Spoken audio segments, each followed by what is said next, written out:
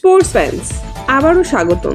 আজকের বিশ্বকাপ মিশনের প্রথম ম্যাচে দুর্দান্ত শুরু করেছে বাংলাদেশ নারী দল।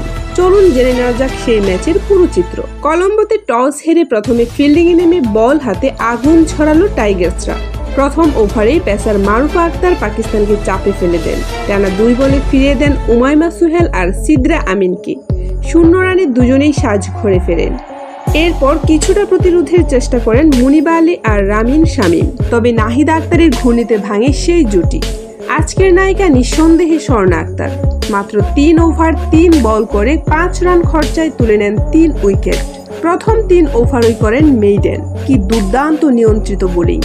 বাংলাদেশের হয়ে নাহিদা ও মারুফা নেন 2টি করে উইকেট, আর ফাহিমা, রাবেয়া ও নিশিতা পান 1টি করে উইকেট।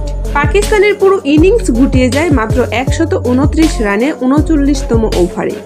এখন বাংলাদেশকে জিততে হলে করতে হবে মাত্র 130 রান, মানে রান রেট 2.6।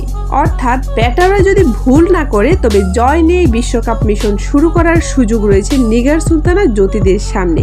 এবার চোখ থাকবে ব্যাট হাতে টাইগ্রেসদের পারফরমেন্সের দিকে। আপনারা কি মনে করেন, বাংলাদেশ কি জয় দিয়ে বিশ্বকাপ শুরু করতে পারবে? কমেন্টে জানাতে ভুলবেন না। ভিডিওটি ভালো লাগলে লাইক দিন, আর খেলার সব আপডেট পেতে চ্যানেলটি সাবস্ক্রাইব করুন। ধন্যবাদ।